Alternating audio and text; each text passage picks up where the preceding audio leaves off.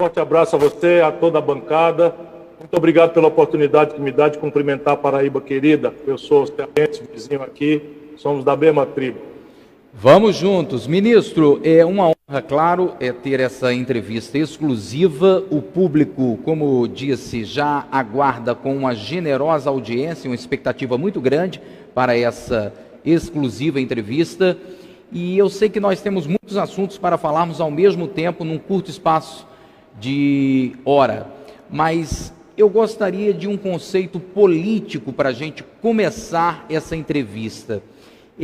Longe de ser um gratuito elogio ao ministro, mas sabe-se que na cena política o seu destaque fica por sua inteligência, é chamado e é conhecido na cena política, no xadrez do poder, como alguém brilhante, chega a ser colocado assim no xadrez do poder, como alguém destacado. E aí eu venho com uma questão mais simples agora. Por que que essas peças não se conectam para quem faz o seu lado político, para quem milita mais ao seu lado político, ao lado na atmosfera do Ciro Gomes? Por que que essa matemática não fecha nas suas duas disputas eleitorais?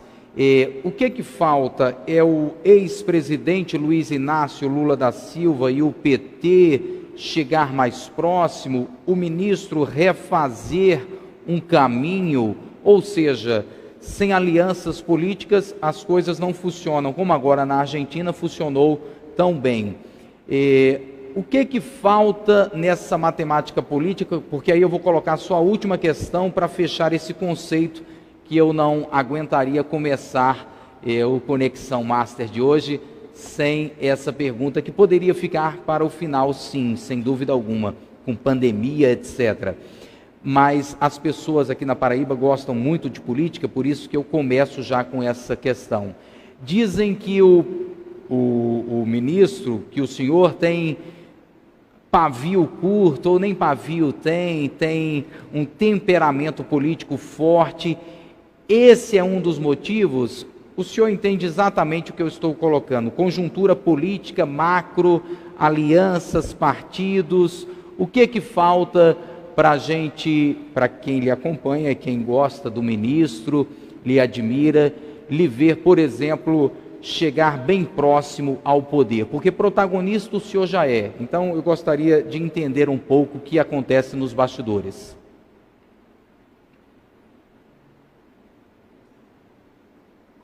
Raro na história brasileira, entre duas forças que se sediaram em São Paulo, o PSDB e o PT. Sim. Esses dois.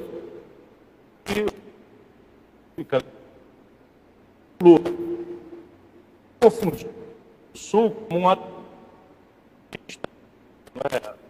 Lula. Na proporção em que o Lula se desgasta e faz a pantomima que faz ali em 2018, o quadro precisa mudar. Mas basicamente eu sou um penetra, Alex.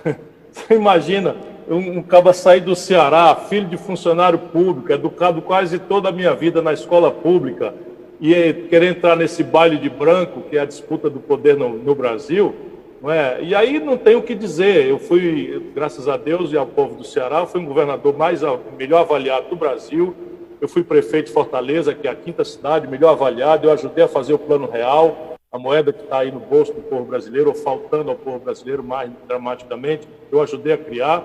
Não é? Mas na política eu não me conformo com essa polarização, muito menos com essa característica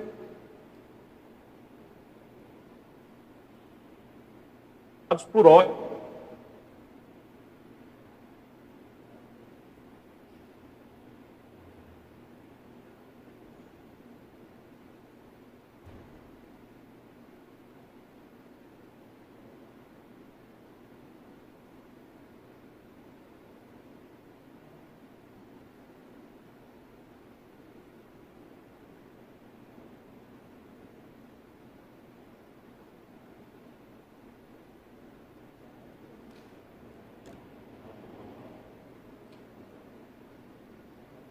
Ok, nós estamos com o ministro travado na internet mais uma vez, é isso? Eu estava ouvindo perfeitamente o ministro, nós estávamos ouvindo, e aí eu acho que no link, agora acho que foi a internet de fato, já não é falha técnica nossa, o nosso áudio totalmente reestabelecido. E o ministro já estava desenvolvendo a sua linha de raciocínio quando falava da polarização. Ministro, por favor. Estamos. Bom, hoje a internet não está nos ajudando, Alex. Isso, mas agora eu lhe escuto bem. Basicamente é isso, eu quero construir uma alternativa. Eu ajudei quanto pude o Lula, mas na medida em que o PT virou, o lulopetismo virou, na minha opinião, parte do problema, isso a gente na Paraíba, no Ceará, não dá tanto para ver. Mas 68% do eleitorado de São Paulo, quase 70% do eleitorado do Rio, 70% do eleitorado de Minas, votaram no Bolsonaro contra o Haddad. Isso é uma lição, que se a gente não colher essa lição do povo com humildade, não com o sentido de punir ninguém, mas de entender por que razão uma população que nos deu tantas vitórias, não é, acaba elegendo um cara com uma desqualificação, na minha opinião, cada um tem a sua, mas eu fui contemporâneo com a desqualificação do Bolsonaro. E isso, a responsabilidade, na minha opinião, é do lulopetismo, que aprofundou uma crise econômica muito grave, dramática, que pareceu ao povo um estelionato eleitoral, e, em cima disso, a notícia generalizada de corrupção que eles enfrentam com uma coisa que insulta a nossa inteligência, como se fosse uma perseguição, e o Palocci não fosse um fundador do PT, braço direito do Lula, e réu, confesso, só para dar um exemplo, devolveu 100 milhões de reais. Portanto, agora nós precisamos, a tarefa é complicada, mas nós temos mais dramaticamente ainda a necessidade de construir um caminho alternativo para o Brasil. Sabe aquela história da escola, quando a gente tem dois meninos arengueiros dentro? Está na hora de a gente mandar o Lula e o Bolsonaro brigar lá fora, para ver se a gente deixa o país construir um caminho para a gente poder trabalhar em paz. Certíssimo, já trouxe o tom o ministro Ciro Gomes de tudo aquilo que nós vamos fazer a partir de agora, e é claro que as pessoas querem a opinião do Ciro Gomes em relação ao governo Bolsonaro, a pandemia, etc, etc, etc. Em câmera aberta, todos já apostos: Eugênio Falcão, Ângelo Medeiros, Marcos Ueric, Elton Santana, Juarez Guedes e Rômulo Oliveira. Juarez Guedes, microfone nas mãos, ministro Ciro Gomes com exclusividade na tela da TV Master. Bem, Ciro, a minha pergunta, ela é, eu diria que de interesse dos telespectadores, mas também de muito interesse da minha parte. Que é, em 2018, nós vimos um cenário de polarização, nós vimos uma eleição muito atípica e, de fato, com muitos erros do campo de atores importantes do campo da centro-esquerda, da ala mais progressista do país, da política brasileira. E o que a gente vê é que, para 22, se desenha a persistência em alguns erros de partidos importantes desse segmento. E aí a minha pergunta é: existe esperança para quem acredita no modelo de governo diferente do presidente Bolsonaro, para quem acredita que é possível ter uma agenda econômica que traga desenvolvimento e prosperidade sem esquecer do social? Existe esperança para esse eleitor brasileiro para as eleições de 22? É possível fazer um enfrentamento a esse bloco de centro-direita que está estabelecido, mesmo com essa fragmentação e com o equívoco persistente de alguns atores importantes do campo da centro-esquerda? Olha, Juarez, é possível, sim, sem dúvida. Quem conhece a história do Brasil sabe, por exemplo, ali, quando a gente fez a primeira eleição, em 89, o que parecia ser dono do pedaço, que era PFL e MDB, foram por nada. Aureliano Chaves e Ulisses tiraram 2% cada um deles. E aí veio o Collor, né, como uma tentativa de renovação, empacotado pela grande mídia, moralização, enfrentando os marajás e tal. No segundo lugar, o Lula, que o PT tinha 12 deputados, era uma proposta, então já chegou no segundo turno o Lula em 89. E tinha o Covas e o Brizola. Portanto, o povo brasileiro tem sido capaz de produzir alternativas absolutamente fora da cogitação tradicional. É evidente que isso não é tarefa fácil nem simples, mas o PT precisa fazer, não é o PT como um todo, porque hoje há uma discussão interna, são vários PTs, não é? Mas o lulopetismo entrou numa viagem que é extremamente perigosa, eu falo isso com muita delicadeza, porque muita gente quer muito bem ao Lula, merecidamente, mas por conta desse bem-querer, o Lula travou o debate. Aí anuncia que é candidato em 2018 numa fraude, não é? Aproveitando a boa-fé, o carinho do povo, a gratidão merecidas, volto a dizer, ele anuncia que é candidato e trava o processo. Nós todos sabíamos que, pela lei da ficha limpa, ele não podia ser candidato e não seria. E se fosse também, talvez o resultado fosse tão igual ao que foi, porque a força dominante, naquelas eleições, todos os institutos de pesquisa mostravam, era o antipetismo, produzido pela maior crise econômica da história e pela generalização da corrupção novelizada em horário nobre. Não quero dizer que foi tudo, que o Lula é o único corrupto, ou que o PT é o único corrupto, não. Eu conheço, e nunca deu-se tanta denúncia, porque ali tinha um interesse político por trás disso. E o Lula tinha imposto a Dilma, que não tinha experiência nenhuma. A população votou na Dilma por carinho, por gratidão ao Lula, e a Dilma fez um governo que destruiu a economia do Brasil. Os números são impressionantes. Quando a Dilma tomou posse, o desemprego era 4%. Quando ela foi derrubada, estava em 14%. O Lula expandiu o crédito de 15% para 55% do PIB, não é? Crédito consignado, crédito do FIES, crédito para agricultura familiar, Pronaf, uma série de coisas. E a Dilma simplesmente transformou essa montanha de crédito em inadimplência. Hoje, meu irmão, 70 milhões de brasileiros estão com o nome sujo, humilhados no SPC. São 5 milhões de jovens com nome sujo no SPC no começo da vida por conta do FIES. A gente aqui no Nordeste ainda relativiza isso, mas em São Paulo, no Rio de Janeiro, em Minas Gerais, no sul do Brasil, no centro-oeste e no norte, virou ódio. Então, se a gente não entender isso com muita humildade, com um sentido superior de reconciliação, para propor uma alternativa, é possível que o povo brasileiro, no sistema de 2 turnos, faça uma proposta alternativa ao PT e chegar lá. Mas não é tarefa fácil, porque o PT fica vigiando e transforma no seu inimigo preferencial esse que está ali rivalizando com eles. Para mim, eles têm clareza de que não precisa ganhar a eleição, basta fazer 50 deputados, botar a mão em 200 milhões de fundo eleitoral e pronto, continuar fazendo a politicagem aí, aguardando que o Brasil se desastre e eles possam tentar voltar. Olha, é muita gente e eu só peço desculpas a todos os internautas, não há condição, inclusive pela agenda do ministro Ciro Gomes, de nós conseguirmos interagir com todos que estão conosco na live do Facebook, no nosso site, no nosso aplicativo e, é claro, pelos nossos canais de televisão, Cajazeiras, Guarabira, Campina Grande, Cabedelo e Grande João Pessoa. Direto, ministro Ciro Gomes, Ângelo Medeiros, microfone nas mãos. Ângelo e Ciro Gomes. Boa noite, ministro. Boa noite, Ângelo. Ministro, o ex-ministro Delfim Neto deu uma declaração, se eu não me engano foi hoje, afirmando que existiu uma reunião antes das eleições de 2018 em que se tratava de uma possível aliança sua com o PT, tendo o senhor encabeçando a chapa e possivelmente Fernando Haddad vice. O senhor chegou a confirmar que houve essa reunião, porém Fernando Haddad disse que não foi bem assim. O que foi que aconteceu na verdade? Tratou-se na verdade da reunião tendo o PT lhe apoiando para presidente da República em 2018?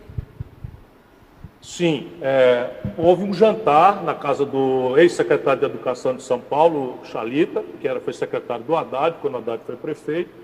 Esse jantar foi um convite que o Chalita fez em nome do Haddad e eu fui jantar com ele e ele me surpreendeu, o Haddad, dizendo sempre honestamente que não estava falando pelo PT, estava falando por si, mas que tinha percebido com a derrota pesada que ele tinha sofrido na reeleição dele em São Paulo, que tinha acontecido ali em 2016, eu tinha indicado o Chalita de vice pelo PDT e o Lula tinha indicado o Haddad candidato à reeleição. E ele tirou só 16% na reeleição. Perdeu em todas as urnas de São Paulo. E ele me disse que achava claramente que aquilo ali era uma lição, era um sinal de uma revolta do povo brasileiro com o PT. Que ele Haddad, não considerava que tinha sido ele o responsável por aquilo, mas que tinha sido o PT. E que, portanto, falando por mim, dizia ele Haddad para mim, ele queria me sondar se eu aceitaria um encaminhamento em que eu, sendo candidato, ele traria um vice do PT, e aí o Chalita, o vice é o Haddad, etc, etc. Eu disse, olha, Haddad, eu concordo com você que tem uma onda antipetista, acho que isso aí derrotará o PT, mas eu com você, eu teria uma honra de ir para fazer qualquer caminhada, você é uma pessoa decente, nós somos amigos há muitos anos e tal. Passou-se e isso ficou em reserva. Na sequência, eu tinha me envolvido num grupo de intelectuais para formar um projeto nacional de desenvolvimento, que é isso que eu ando defendendo. Se eu estiver respondendo muito comprido, você me atalha aí, porque é uma história que precisa ser documentada. E eu, então, me reuni com o professor Bresser Pereira e toda uma equipe de professores da Fundação Getúlio Vargas, e dali recrutei o coordenador do meu programa de governo, que era o professor Coutinho. Né? Não, enfim, eu vou preservar o nome dele aqui, porque não tem a ver com esse momento. Na sequência, o Bresser me convidou para eu ir a uma conversa com o ministro Delfim Neto, no escritório dele. E eu fui, cheguei o último que cheguei. Quando eu cheguei lá, eu pensei que a gente ia discutir emprego, desenvolvimento, salário, sistema tributário, enfim, que era o que eu estava trabalhando com os professores. O professor Nelson Marconi, não tem nenhuma razão para não dizer. Então, o professor Nelson Marconi organizou essa reunião e estava presente o Bresser Pereira, o Haddad estava lá, para minha surpresa, e o jornalista Mário Sérgio Conte. Pelas tantas, a conversa virou só política. E o Delfim defendendo que a gente fizesse uma grande frente de centro-esquerda, que o candidato para o momento era eu, Ciro Gomes e tal, que o Haddad devia aceitar ser vice. E o Haddad disse, olha, eu teria honra, mas eu não falo pelo PT, sempre com aqueles cuidados. Mas o Mário Sérgio perguntou ao Delfim, você conversou com o Lula sobre isso? E o Delfim disse, conversei muito. E essa é a história verdadeira que aconteceu. Ok, Conexão Master ao vivo com exclusividade. O ministro Ciro Gomes, ex-candidato à presidência da República e, é claro, já cotadíssimo como pré-candidato à presidência da República, agora em 2022. Vem aí o Elton Santana. Ministro, rapidamente, só para pontuar aqui, nós, como disse no início, já tivemos a honra de entrevistarmos diversos candidatos à presidência da República. Inclusive, o senhor esteve quando foi candidato à presidência pelo PSB. O atual presidente da República, Jair Bolsonaro, esteve aqui nesse programa, ao vivo, inclusive, por mais de 2 horas, ficou conosco até meia-noite. Naquele momento, ele estava lá embaixo nas pesquisas. Eu sei que a sua resposta é muito profunda em relação a isso, porque tem um olhar muito abrangente, como eu disse. Se a gente for debater economia, o ministro vai se aprofundar. Saúde, vai ter inteligência para isso também. Educação, vai ter capacidade, enfim. Me parece dar uma impressão de que enquanto a gente come arroz com feijão, o ministro mastiga livros, alguma coisa desse tipo. Pelas entrevistas que a gente acompanha, isso é fácil de perceber. Por que Bolsonaro deu certo nas urnas? Daqui a pouco a gente fala do governo, mas nas urnas, ministro. Porque ele foi o intérprete mais simples, mais fácil e mais objetivo do sentimento dominante naquela eleição, que estava indicado nas pesquisas. O sentimento dominante era um sentimento de revolta com a frustração econômica e com a revolta moral do PT. Do lulopetismo, a tragédia do impeachment, tudo aquilo que aconteceu. E o Bolsonaro vinha interpretando com muita intransigência esse antipetismo, com toda a contundência, e aí foi muito fortemente ajudado por uma estrutura poderosa que veio do estrangeiro. O camarada chama Steve Bannon, que foi mandado para cá pelo Trump, e ele introduziu na vida brasileira coisa que nenhum de nós sabia fazer, não é? Que era a tal história de mexer com as redes sociais, mexer com sentimentos que não tem a ver com a questão eleitoral, também não é nossa tradição, né? Religiosidade, temas morais, temas da família, e esse conjunto de coisas fez com que ele fosse subindo. A facada acabou introduzindo o componente emocional, né? O nosso povo é um povo muito generoso, ele já vinha interpretando, né, o antissistema. É a famosa vitimização, não é? Vitimização, isso, né? O nosso povo tem essa generosidade, não é? E acabou, mas o essencial foi isso que eu lhe falei antes. Sim. Foi ele ter sido o intérprete mais contundente, mais claro, mais tosco do sentimento dominante naquela hora, que era o sentimento da revolta do povo com o lulopetismo. Ok. Em seguida, é claro que as pessoas querem a sua análise do governo Bolsonaro. Nós temos alguns comentaristas e eles têm liberdade para perguntar. Elton Santana e Ciro Gomes. Boa noite a você. você estava fazendo a pergunta, quem estava conversando comigo aqui foi o deputado Damião Feliciano, que pediu para externar um abraço aqui. Deputado federal Damião Feliciano, do PDT. Meu irmão querido Damião Feliciano, manda um abraço forte para ele e para a nossa vice-governadora Lígia. Registrado, né? Ministro Ciro Gomes, nós temos notado que as instituições democráticas do Brasil estão sofrendo ataques por nichos, né, da nossa população. E a maioria desses ataques são do próprio presidente da República, Jair Bolsonaro, não é? Como também dos seus seguidores. O senhor acha que não tem um exagero ou a falta de postura, até mesmo por parte do Congresso, do Supremo Tribunal Federal, para poder enfrentar, não é, esses ataques? Eu acho que muitas vezes as próprias instituições são omissas, não é? Por falta de uma fala firme, por falta de um embate, né, de palavras com o próprio Poder Executivo, né, federal, com o próprio Presidente da República, e deixa com que isso vá se consolidando, né, ao passar dos dias. O senhor acha que falta, né, algum embate maior, né, por parte do próprio Congresso Nacional, que é a Casa do Povo Brasileiro, para poder fazer esse enfrentamento junto ao Poder Executivo, ao Presidente da República? Olha, Juarez, na origem, sem nenhuma dúvida, o Bolsonaro foi longe demais por causa da omissão, não é, da fraqueza cívica, vamos usar aqui uma expressão, não é, das instituições brasileiras, do Congresso e do Supremo Tribunal Federal, que preferiram um caminho, não é, que está funcionando.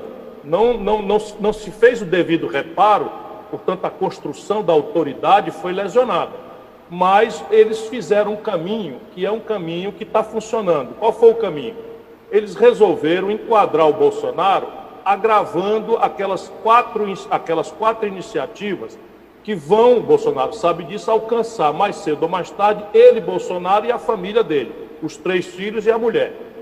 Quais são as 4 iniciativas? A mais grave de todas, que já foi bastante pesada, é aquela que levou à prisão do Queiroz. É um inquérito do Ministério Público do Rio de Janeiro, em que está absolutamente já esclarecido, a denúncia deve sair pelos próximos dias, no mais tardar mês, não é? Em que o Flávio Bolsonaro é demonstradamente corrupto, desvia dinheiro público, conecta esse dinheiro com a milícia do Rio de Janeiro, inclusive financiando grilagem de área pública com as milícias. Há uma conexão desse Adriano, que morreu lá na Bahia, que era braço direito dele, lá no gabinete dele, com o matador da Marielle, tudo isso está esclarecido.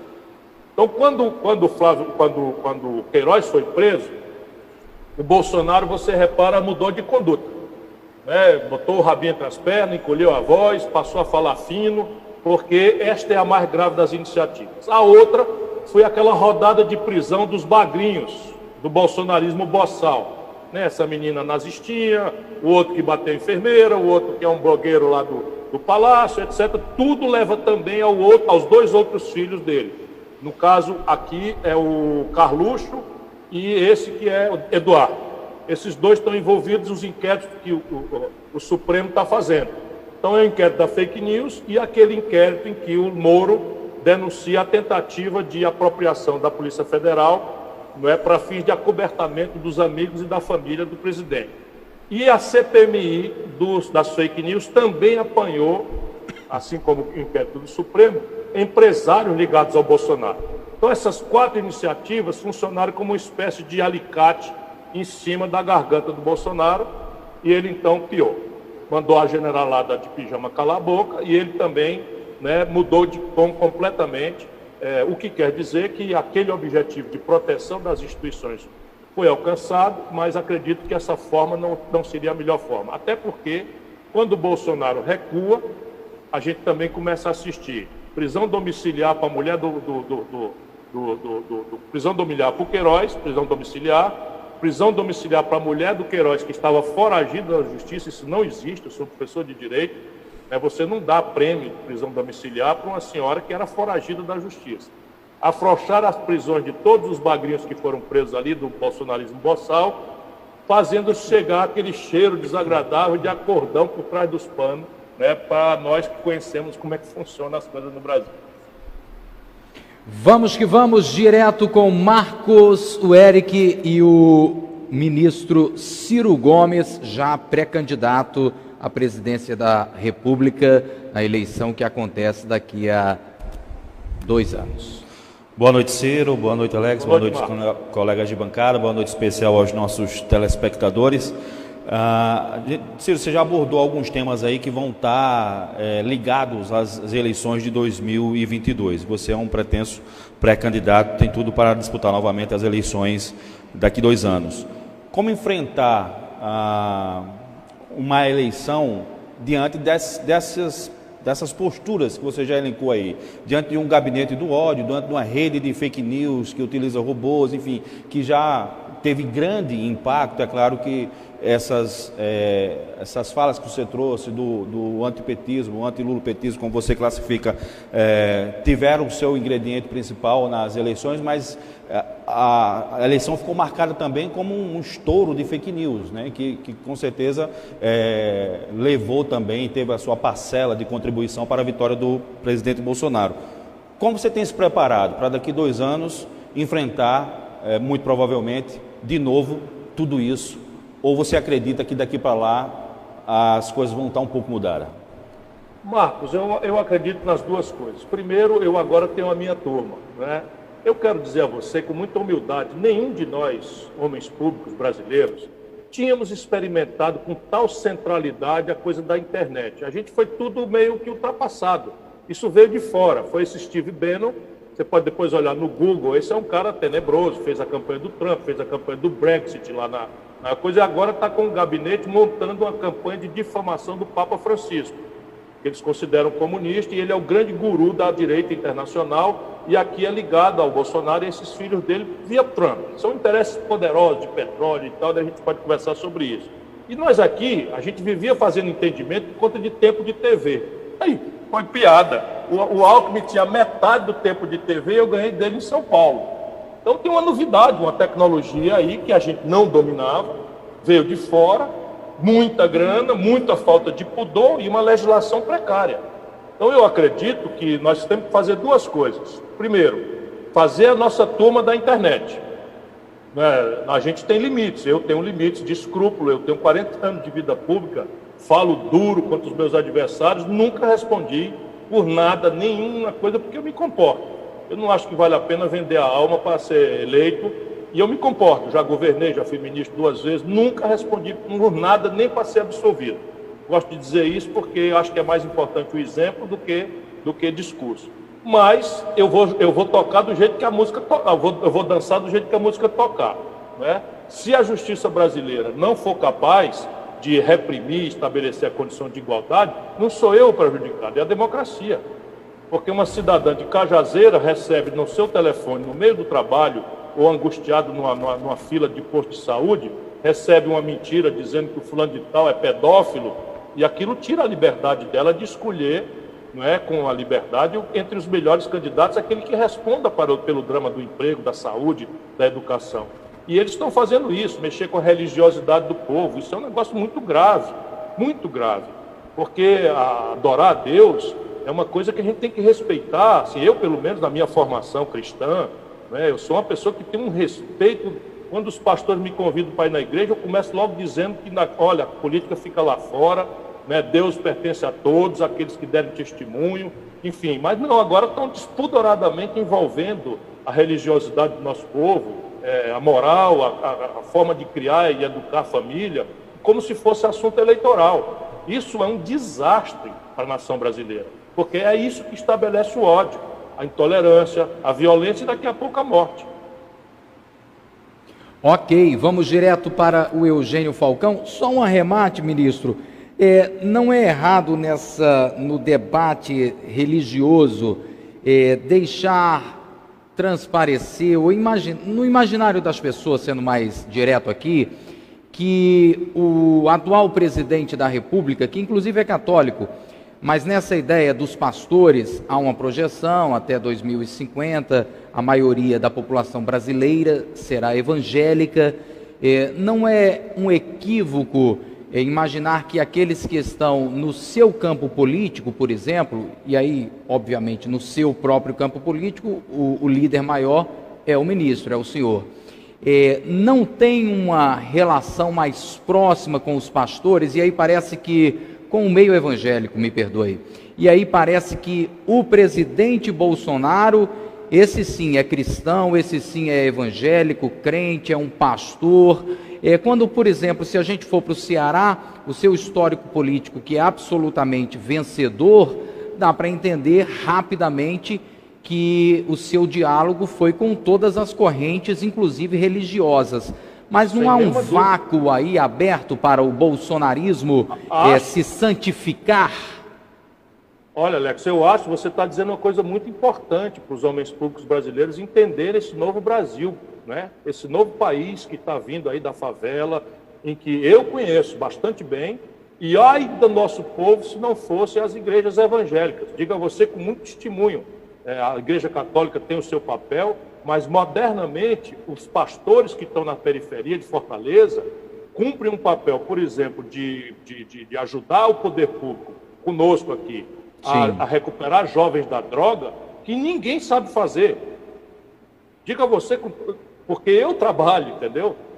Aqui nós temos essa relação, todos eles, nós temos um profundo respeito e nós nunca invadimos a autonomia do pastor, das denominações todas, para cobrar alinhamento eleitoral, porque isso não tem cabimento. Percebe? A gente tem fóruns, eu me lembro muito bem, teve uma confusão aqui, só para dar um exemplo prático, teve uma confusão aqui, porque a secretaria encarregada dos costumes, aí dos hábitos da cidade, estava multando templos por conta de decibéis. Então a regra da cidade é que só podia ter X decibéis, e os pastores, em algum momento ali, no momento mais eloquente, estavam passando disso. E os burocratas não compreendem as coisas, entravam lá, tomavam serviço de som, multavam, e eles não conseguiam conversar. Eu estava viajando e tal, eles me procuraram a mim, que não tinha mais poder nenhum, procuraram a mim para dizer, esse assunto agora é meu, porque vocês têm toda a razão. Qual é o limite de decibéis que vocês precisam? Vamos fazer aqui um acordo. E foi uma beleza. Todas as denominações. Tem festas aqui com milhões de pessoas. Exato. E a gente é convidado, eles convidam todos. A gente cultiva isso, eles convidam todos. Nós vamos lá fazer uma oração juntos, pedimos a Deus o inverno, que é o que nós precisamos aqui, que tendo um bom inverno, o resto a gente mais ou menos sabe fazer. E esse é o nosso hábito aqui, sabe? Introduzir a coisa do ódio, da intolerância religiosa com partidarismo, isso é um atraso grave que o Bolsonaro faz, de novo, por orientação estrangeira. Isso é orientação estrangeira, esse Steve Bannon, né, que está fazendo, e isso cria um problema de confiabilidade, porque imagina, o nosso povo, o último refúgio é o apelo a Deus. E agora, para ele fazer uma oração, ele vai ter que ter um ferro no queixo de votar em mim ou no outro, não tem cabimento isso. Ok, respondido um tema importante também, porque nessa leva aí são milhões de votos que de repente trafegam para um lado ou para o outro lado e meio que sem uma base política, sem saber em quem está se votando. Política, Alex, desculpe, a política tem que responder ao povo emprego, salário, aposentadoria, saúde que funcione, educação que dê ao filho do trabalhador uma chance na vida e não ter lama nem podridão na porta do cidadão e uma moradia decente. Isso é coisa do ser humano. Então, nós temos que discutir isso e não pode ficar com arrogância de dizer, olha, eu orei a Deus e Deus mandou votar no Beltrano, no Ciclano. Isso não tem cabimento. Tá aí então, Ciro Gomes, inclusive com a sua forma de debater a política, respondendo a tudo e a todos de maneira objetiva. Vamos direto ao Eugênio Falcão, em seguida Rômulo Oliveira. Eugênio, Ciro Gomes. Boa noite, ministro. É uma satisfação debater com o senhor hoje. E a minha pergunta é o seguinte, ministro. Eu, como jornalista e analista, eu sempre busco assistir às lives diárias de vários possíveis pré-candidatos a presidente em 2022. E a semana passada eu estava assistindo uma live do senhor com aquele humorista que fazia a Dilma, eu acho que é o Gustavo, salvo engano. E ele perguntou ao senhor, ministro, no governo Bolsonaro não tem corrupção? E o senhor, de forma sempre qualificada, inteligente, como mostrou por A mais B onde seriam os pontos de corrupções dentro do governo. E um dos pontos, e uma das instituições, o senhor citou o Banco do Brasil. Não sei se foi coincidência ou não, com poucos dias, o presidente do Banco do Brasil pede a sua renúncia, a sua própria renúncia, renunciou o cargo. A pergunta é, isso tem a ver com a vossa denúncia ou apenas foi uma mera coincidência? Deus é quem vai dizer, né? Agora estou falando aqui em Deus é quem sabe, mas veja, aquilo é irrespondível. E o Bolsonaro, como é muito despreparado, deve ter tomado um susto, porque o Bolsonaro me conhece, ele sabe que eu sou sério, que eu não ando mentindo. Não é? E eu levantei o assunto, é gravíssimo, vou reproduzir para os telespectadores do Alex. Basicamente é o seguinte, o Banco do Brasil é um banco do povo brasileiro e empresta dinheiro. Quando ele empresta, você assina lá os contratos e o Banco do Brasil fica com esses contratos na carteira e você tem que ir pagando. Pois bem, o Banco do Brasil pegou 3 bilhões com B de bola, são 3 mil milhões de reais, né, para traduzir para o nosso povo, 3 bilhões de reais e vendeu para o BTG, que é um banco minúsculo que foi criado pelo Paulo Guedes, por 370 milhões de reais. Ou seja, por pouco mais de 10% do valor para receber. Então veja, o Banco do Brasil foi criado por Dom João VI, ainda no Império, nunca fez isso na vida. Porque o banco empresta, recebe o papel, se o cara não pagar, ele vai para a justiça, cobra, executa, toma o carro da gente de volta, etc. É assim que funciona o banco. Pois bem, o Banco do Brasil entregou 3 bilhões de reais de crédito por 371 milhões de reais para o BTG. Por que foi para o BTG? Ninguém responde. Por que foi 370, não foi 270, ou 500, ou 1 bi? Também ninguém. Por que não sai nas grandes mídias do Brasil? Porque eu vou explicar para o povo brasileiro, esse dinheiro que está faltando para a microempresa que está quebrando, esse dinheiro que está sendo pingado aí para o nosso povo, que tem que, uma senhora mãe de família tem que tirar o CPF do filho para provar que está precisando dos 600 reais para o de comer, isso tudo que falta para o nosso povo, bem, 3 bilhões de reais foram entregues e simplesmente não tem critério, nenhum critério. E aí o que tem? É que esses 3 bilhões tem gente devendo ele. Aí vamos dizer que eu tivesse tirado 100 milhões de reais do Banco do Brasil, lá se foi meu crédito para a mão do BTG por 10% do valor, por 10 milhões. Ou seja, eu tomei 100 milhões, botei no bolso e o BTG comprou esses 100 milhões por 10. Se o BTG me vender por 20, eu saio ganhando 80. Quem são os que estão ganhando? Por que estão ganhando? E aí está a corrupção moderna. Antigamente a gente só achava que corrupto é o cabo que bota um superfaturamento numa obra. Isso é coisa de punguista. Todas as modernidades agora estão nessa direção. Eles venderam a BR Distribuidora para a mesma turma. Um grupo de bancos que não tem nada a ver com petróleo, não fizeram leilão, entregaram pelo preço que eles quiseram e o valor do lucro de 3 anos paga o que eles pagaram para o governo.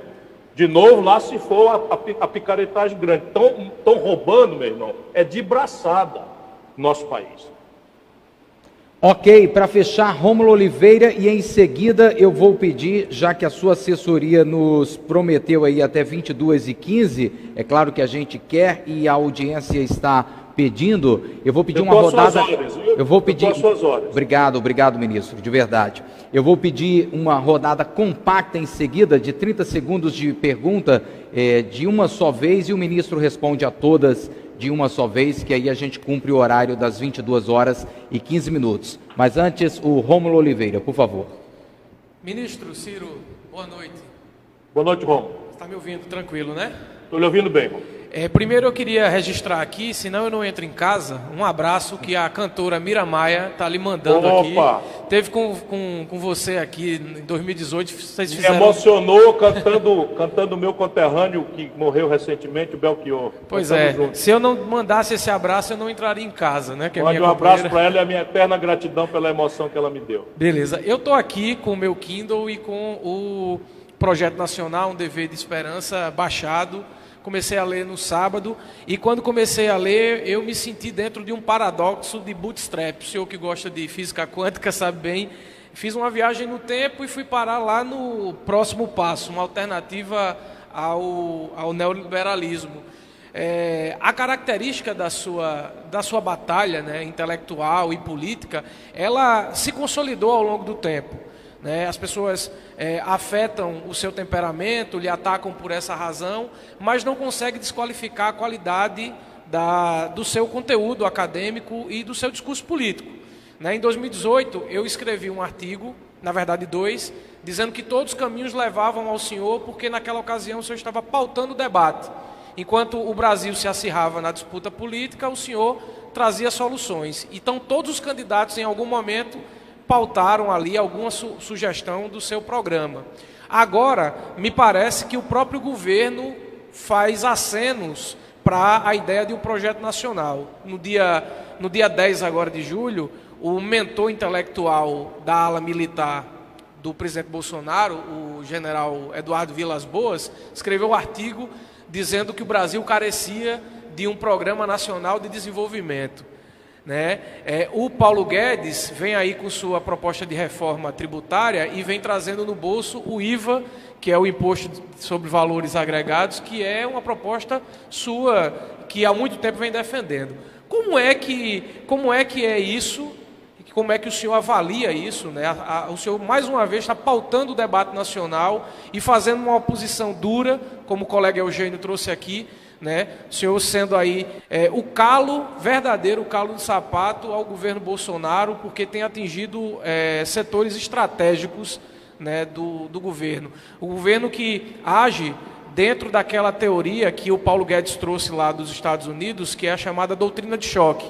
Distrai a população com determinados arranjos para poder passar uma boiada na política econômica. Como é que o senhor avalia isso? Olha, Rômulo, eu acho que uma pessoa, essa é a minha formação de democrata visceral, uma pessoa que tirou quase 14 milhões de votos, também recebeu um mandato. Eu não tive a honra de ter recebido 57 milhões de votos, que deu o mandato do presidente da República ao Bolsonaro. Mas são meus concidadãos, eu os respeito profundamente e eu quero que eles se arrependam e venham para mim com todo carinho, com todo amor, com todo respeito e sem arrependimento, porque eles foram enganados, eles não têm culpa, né? Tem aí 10% que são boçais, tudo bem, toda a nação tem. Mas 70% do povo brasileiro é gente boa, trabalhador, e eu quero, enfim, ajudar a se reconciliar por um caminho de projeto nacional de desenvolvimento. Mas o meu mandato é o de fiscalizar, de cobrar, né? E eu não faço isso senão para cumprir minha obrigação.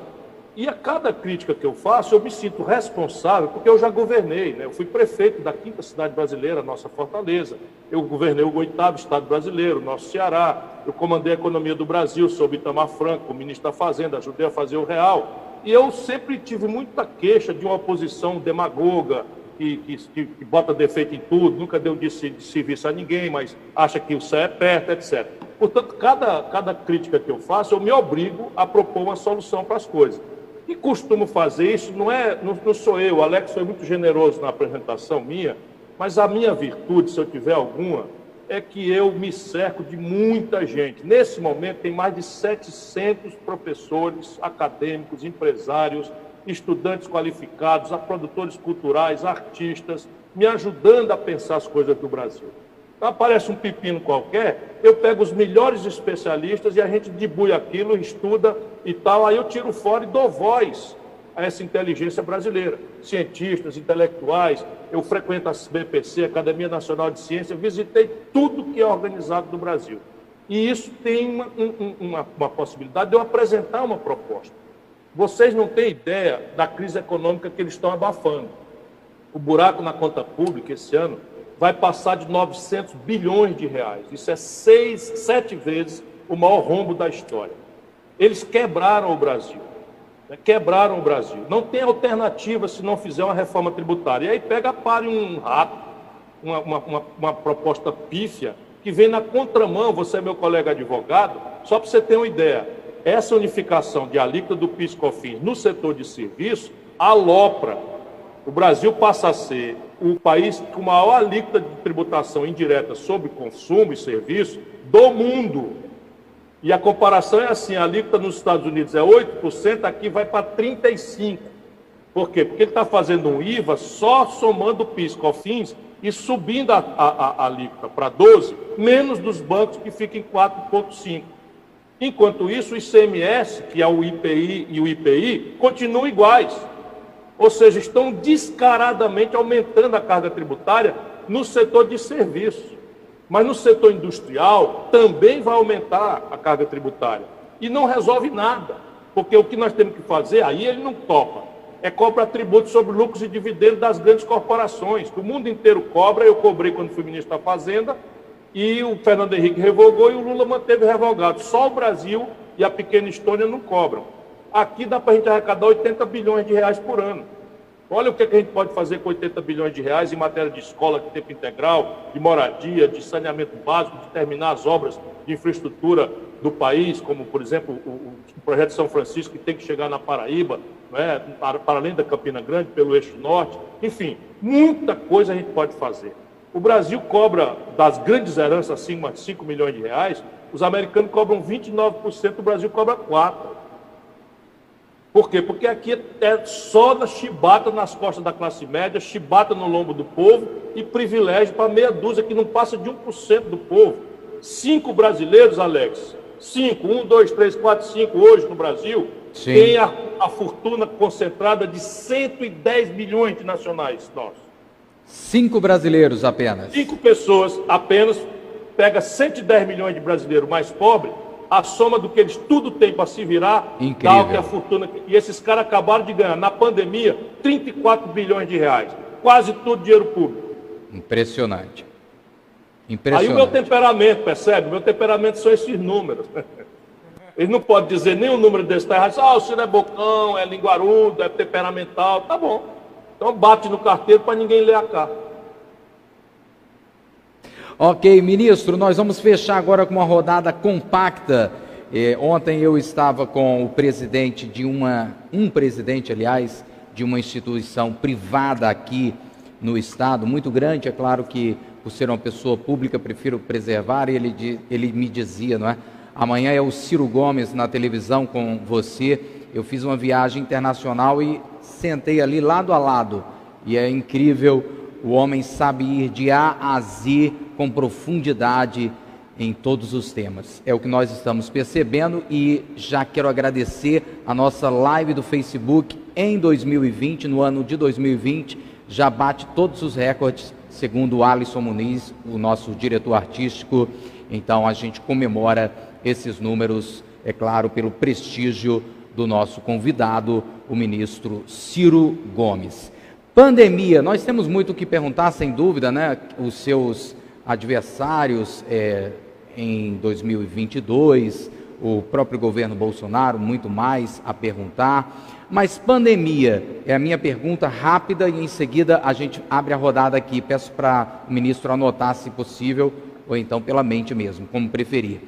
Pandemia, 100 mil mortes, o ministro tem, é um desafio que eu faço agora ao vivo, o ministro tem como afirmar com dados internacionais que se nós não fôssemos o país das cabeçadas entre o governo federal e os governos estaduais e municipais, nós não teríamos esse desastre de chegarmos agora nos próximos dias a 100 mil brasileiros que desapareceram rapidamente por conta da Covid-19? Essa é a minha pergunta, mas vamos abrir aqui em 30 segundos, rapidinho, por favor. Eugênio Falcão, 30 segundos, sua pergunta.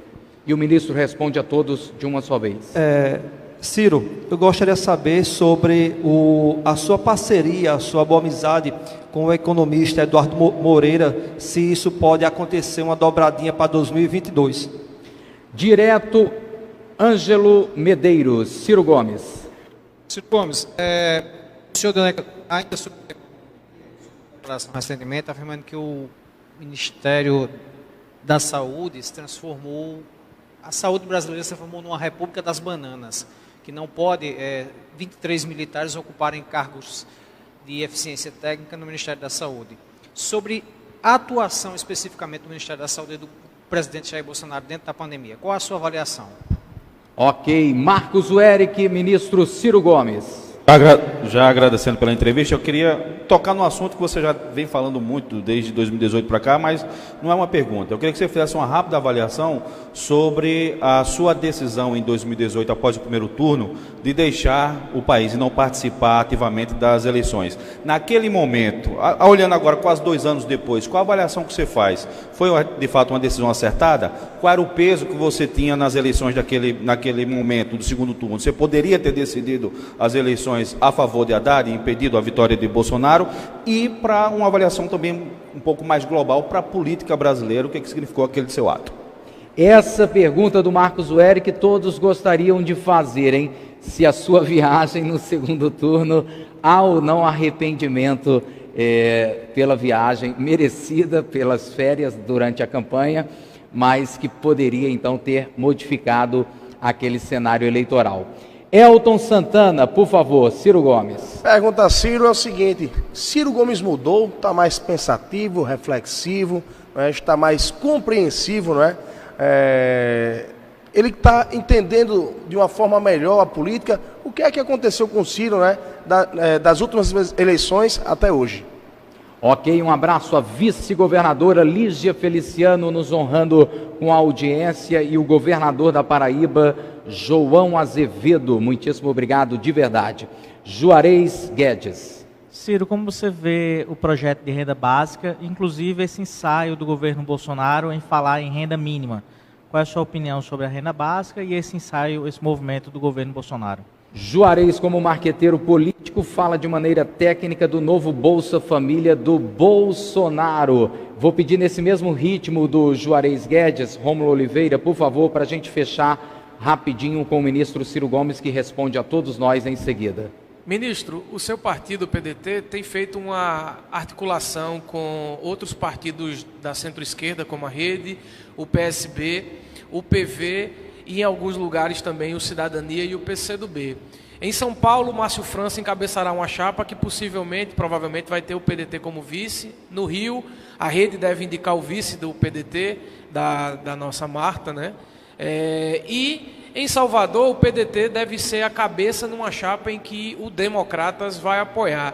Essa perspectiva da frente de centro-esquerda tem capacidade de ampliar para um setor aí dos sociais liberais aí, com vistas a 2022? Ministro Ciro Gomes, por gentileza, para responder a tudo e a todos. Perdoe essa forma aí compacta, mas é para a gente ganhar tempo. Claro, Alex. As perguntas são muito qualificadas todas e eu vou ter que ser necessariamente superficial e telegráfico, mas, enfim, eu espero ter oportunidades outras de voltar. Primeiro, a sua pergunta. Sim. O Brasil é o segundo lugar do mundo em números absolutos de morte e já é o primeiro lugar do mundo em números proporcionais por milhão de habitantes. Qual é o primeiro? Estados Unidos. O que é que nós temos em comum? O Bolsonaro imitou o erro estratégico grave que o Trump cometeu e que está pagando muito caro porque lá estão em pleno ano eleitoral. Quem duvidar disso, olhe os números da América do Sul. O Brasil é o país mais rico da América do Sul, mas vamos considerar que nós somos a mesma coisa, né? O clima é igual, mais quente para cima, mais frio para baixo. A renda contraditória, favela, etc., tudo igual, América Latina. Pois bem, nesse momento, nós estamos inteirando 87.500 brasileiros mortos e a América do Sul, sem o Brasil, tem 10 milhões de habitantes a mais, tem 32 mil mortos. Então, qual é a diferença? Se não é o clima, não é a renda, não é a sazonalidade, não é nada. É o erro estratégico grave que o Bolsonaro comete quando descoordena os esforços na contramão da ciência. A única saída para um vírus que nem tem vacina, nem remédio, é o isolamento social. E o isolamento social, quanto mais radical, menor é a consequência no tempo e na profundidade da crise econômica. Exemplo, a China. A China tem 1 bilhão e 200 milhões de habitantes. Morreu menos gente do que no Ceará. Eu vou lhe interromper só para dizer que não é favor registrar que quem lidera a redução em mortes nos últimos dias na pandemia é o seu estado, o seu grupo político, né? O estado do Ceará. Mas sabe o que é que nós tivemos que fazer, Alex? Nós tivemos que praticamente fazer contrabando. Sim. Fizemos com apoio das autoridades, porque tem um comitê, envolvendo Ministério Público, Justiça, todo mundo, aí não tem conversa. Todo mundo junto, Assembleia Legislativa, Câmara Municipal, os prefeitos, todo mundo junto, a universidade. O que é para fazer? Quebra o pau e a decisão saia da comunidade como um todo. Pois bem, fomos para a China, compramos respiradores, compramos equipamento, compramos os reagentes e trouxemos num avião da Etiópia, escondido, pingando pela África, por não sei aonde, para eles não tomarem as coisas aqui do povo do Ceará. É um desastre. Nós aqui passamos 40 dias recebendo quase 50 mil turistas por semana dos lugares infectados, sob Bolsonaro na justiça impedindo o governo do Ceará de fazer a medição da temperatura e o controle dessa chegada já de contaminado dos Estados Unidos. Só dos Estados Unidos chegava 8 mil por semana. Você vê o que eu estou dizendo. O nome do genocida chama-se Jair Messias Bolsonaro. Mas, respondo à segunda pergunta sobre o assunto. Sim. Se faltava alguma indicação disso, vamos lá. Em plena pior crise de saúde pública da história, Bolsonaro troca de ministro da Saúde 3 vezes. Os 2 primeiros, porque colidiram tecnicamente, os 2 médicos, colidiram tecnicamente com a obsessão, a malucada dele de, como um verdadeiro charlatão, ficar recomendando remédio na televisão. E agora parece que pirou, porque está correndo atrás de uma ema com a caixa de cloroquina. Esse cara não respeita ninguém, não respeita nada, é um genocida e vai responder por isso. Vai responder por isso no Tribunal Penal de Haia. O que ele está fazendo de empurrar a cloroquina, que não tem eficácia nenhuma, está banida dos protocolos científicos, é crime. É crime de genocídio, está empurrando nos índios, nas comunidades indígenas. E aí o terceiro ministro quem é? Um general da ativa, só uma república de bananas, estão transformando o Brasil, admite um general da ativa ocupar o Ministério da Saúde e esse ministro impôs a todo o corpo técnico. Eu já fui secretário de saúde, eu sei o que eu estou dizendo. Ele pegou 23 cargos técnicos, a cabeça técnica do Ministério da Saúde, e entra governo e sai governo. Aquilo ali tem gente preciosa, que sabe onde as andorinhas dormem, sabe como manejar o SUS, sabe das confusões, sabe fazer tudo. Ele tirou todo mundo e botou 23 militares, meu irmão. Não pode ter passado no hospital, Ciro Gomes? Pode. Nenhum dos 3 tem dos 23 tem qualquer vivência em saúde pública. E esse ministro empurrou o protocolo da cloroquina sem assinatura. É um genocida, e esse ministro é um irresponsável, que está desonrando a farda do Caxias. Só um país do Bolsonaro admite um general da ativa ocupar o Ministério da Saúde com esse nível de responsabilidade. Você fala em 100 mil mortos, meu irmão? Ontem, o Imperial College de Londres projetou, o Brasil está indo para 180 mil mortos daqui até setembro, por causa dessa irresponsabilidade. Pois bem, vamos lá. Paris. Eu tenho uma resposta mal criada e a delicada. A mal criada é o seguinte: eu fui para Paris porque eu estava solto. Né? Então, eu era cidadão, na plenitude das minhas franquias de cidadão, e voltei para votar. Eu não fiquei lá, não vim aqui, votei no Haddad e tal, mas o que eu fiz? Eu não quis participar da campanha. Por quê? Porque eu não aceito mais andar com quadrilha. Eu não tenho nada com isso. Se eu tiver que responder alguma coisa, eu vou responder por mim.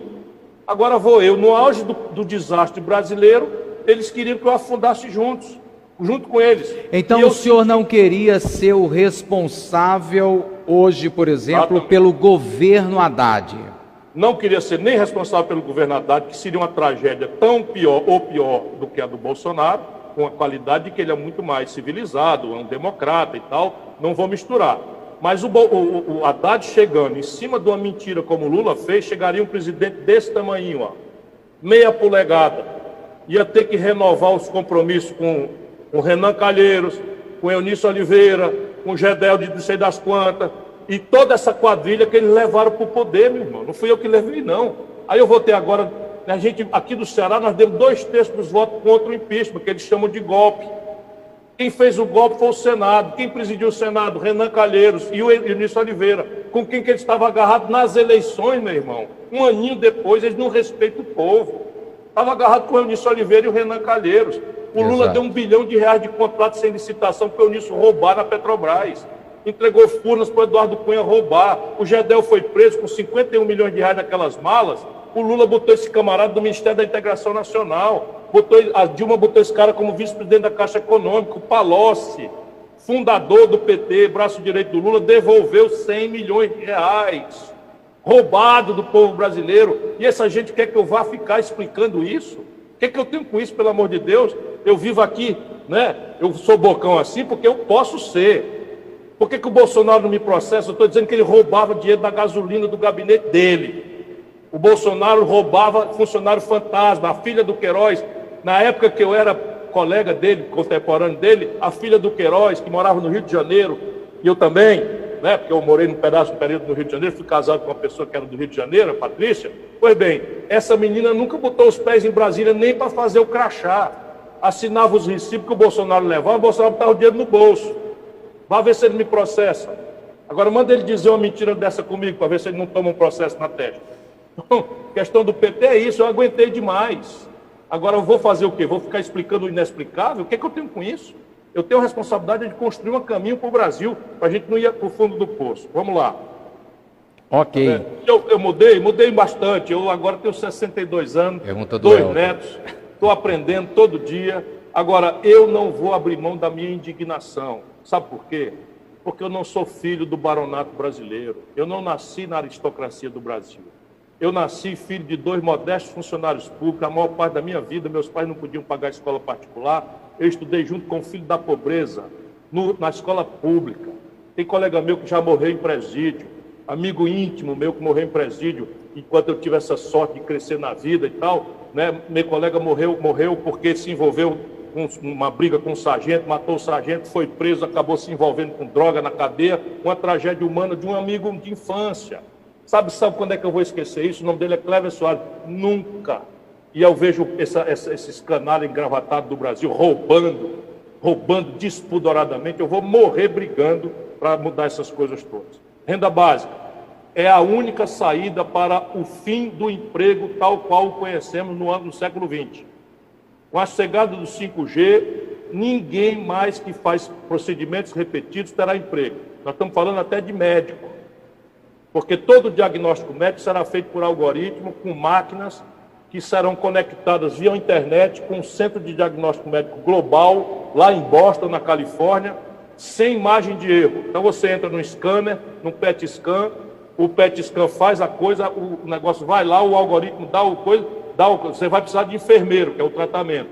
Motorista de ônibus, trocador de ônibus, operador de coisa, tudo isso vai acabar. E a gente precisa garantir que o nosso povo tenha o de comer. Portanto, a renda básica é um imperativo que o Bolsonaro está pensando que vai conseguir fazer. Ele não sabe o que é isso. Ele não estudou o orçamento disso. Ele não tem capacidade, porque você só faz isso se você mudar o sistema de cobrança e passar a cobrar muito dos ricos. E ele tem comprometimento orgânico com os ricos, porque sabe o que ele fez no verão passado. Ele sabe a montanha de dinheiro de caixa 2 que circularam na campanha dele, e ele não pode brigar com esse povo, a turma da grana, ele não pode brigar. Esqueci alguma coisa? Eduardo Moreira, um grande companheiro. E mais? Acho que acabou, né? Sim, pergunta do Rômulo.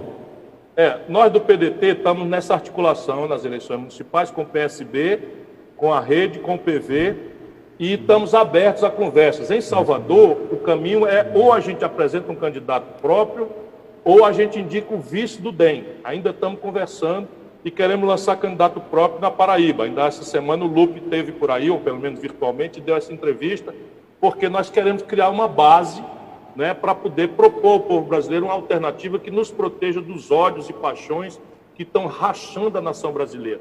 E o país não aguenta mais. Nosso povo está machucado como nunca eu vi na minha vida. Essa crise de saúde, com essa crise econômica, meu coração está absolutamente oprimido com o que eu estou assistindo acontecer no Brasil.